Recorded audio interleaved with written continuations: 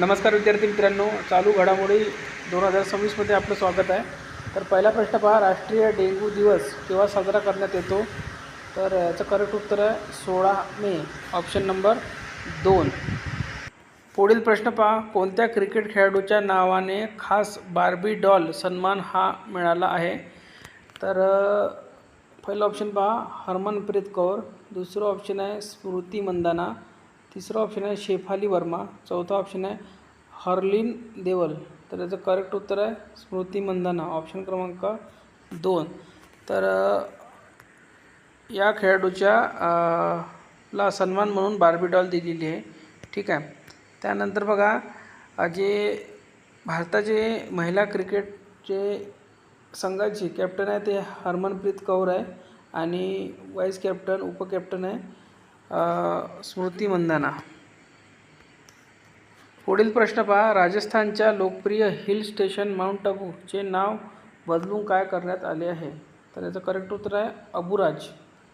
तर राजस्थानचे जे हिल स्टेशन आहे कोणतं माउंट आबू, याचं नाव अबुराज करण्यात आलेलं आहे. तर काही आपण हिल स्टेशन बघूया जे महाराष्ट्रातले फेमस आहे, जे पेपरमध्ये विचारू शकतात.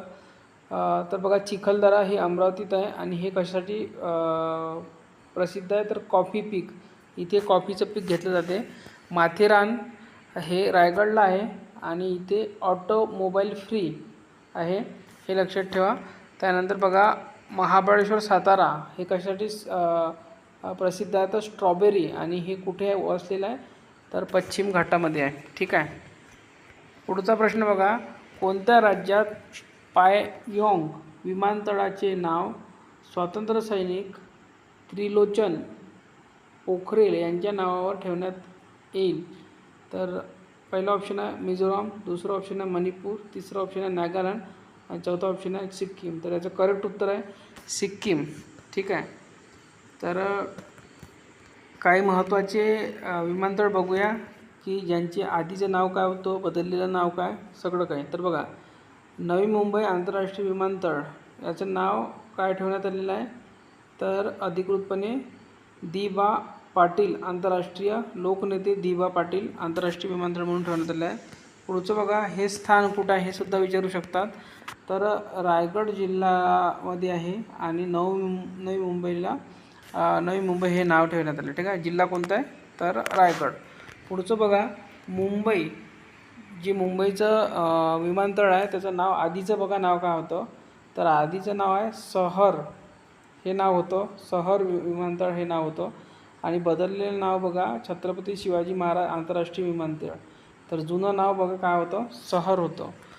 पुढचं बघा, नवी मुंबई जे तुम्हाला आताच सांगितलं आहे. पुढचं बघा, नागपूरचे जे आहे ते आधीचं नाव काय होतं? सोनेगाव विमानतळ होतं. ते बदललेलं नाव बघा काय आहे? डॉक्टर बाबासाहेब आंबेडकर आंतरराष्ट्रीय विमानतळ हे नाव झालेलं. आधी काय होतं? सोनेगाव विमानतळ होतं. त्यानंतर बघा पुढचं, पुण्याचं जे आहे आधीचे नाव आहे लोहगाव विमानतळ असं नाव होतं आणि बदललेलं नाव आहे पुणे आंतरराष्ट्रीय विमानतळ असं नाव ठेवण्यात आलेलं आहे.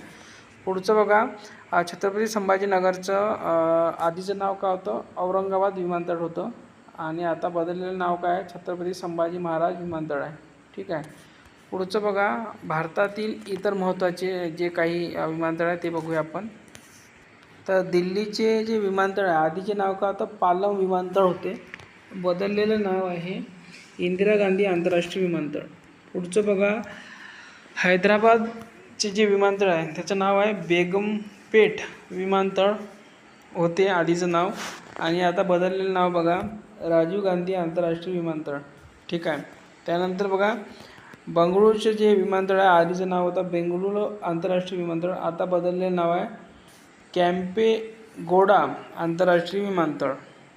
त्यानंतर कोलकाताचे आधीचं नाव काय होतं विमानतळाचं? दमदम विमानतळ म्हणून होतं आणि बदललेलं नाव आहे नेताजी सुभाषचंद्र बोस आंतरराष्ट्रीय विमानतळ. कुठलं? कोलकाताचं.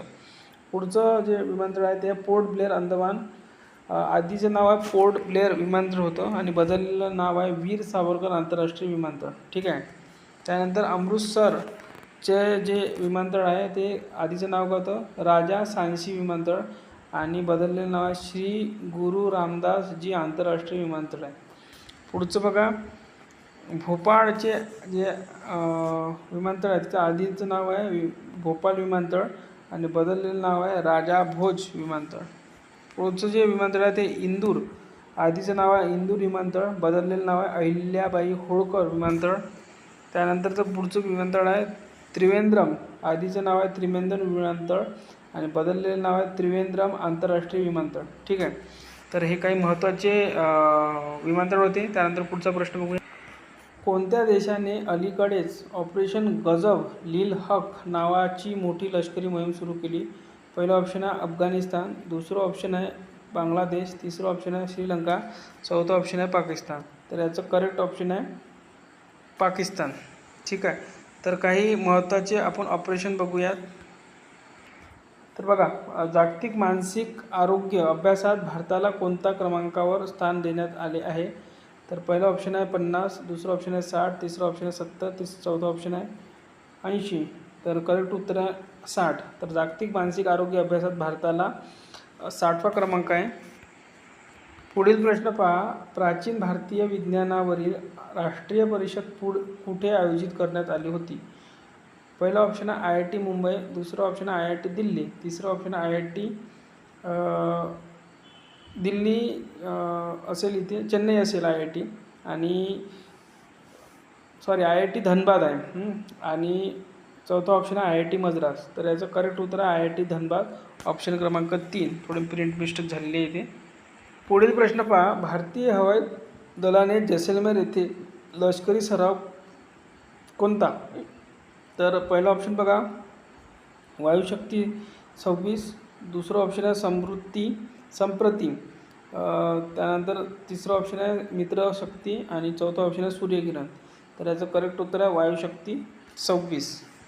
तर जैसलमेरला वायुशक्ती 26 झालेला आहे. काही महत्त्वाचे युद्ध सराव अभ्यास बघूया आपण. द्विपक्षीय लष्करी सराव बघूया सर्वात आधी. तर बघा, युद्ध अभ्यास भारत आणि अमेरिकेमध्ये होते. वज्रप्रहार भारत आणि अमेरिकामध्ये होते. संप्रती भारत आणि बांगलादेशमध्ये होते, जे आपल्या ऑप्शनमध्ये सुद्धा आहे. मित्रशक्ती भारत आणि श्रीलंकामध्ये होते. सूर्यकिरण भारत आणि नेपाळमध्ये होते. शक्ती भारत आणि फ्रान्समध्ये होते. वरुण नौदल सराव ह्या भारत आणि फ्रान्समध्ये होते. गरुड हवाई दल सराव ह्या भारत आणि फ्रान्समध्ये होते. धर्म गर्जियन भारत आणि जपानमध्ये होते. काजिंग भारत आणि कझाकिस्तानमध्ये होते. आणि कुवेरिन भारत आणि मालदीवमध्ये होते. त्यानंतर बघा, इंद्र भारत आणि रशियामध्ये होते. नोमॅडिक एलिफंट भारत आणि मंगोलियामध्ये होते.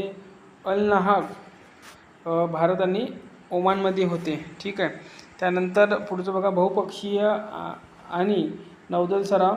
तर मलबार भारत, अमेरिका, जापान आणि ऑस्ट्रेलियामध्ये होते. मलबार आणि मालबारमध्ये फरक आहे बघा, हे मलबार आहे आणि हे मालाबार आहे. तर मलबार भारत, अमेरिका, जपान आणि ऑस्ट्रेलियामध्ये होते. मालाबार भारत आणि क्वाडमध्ये होते.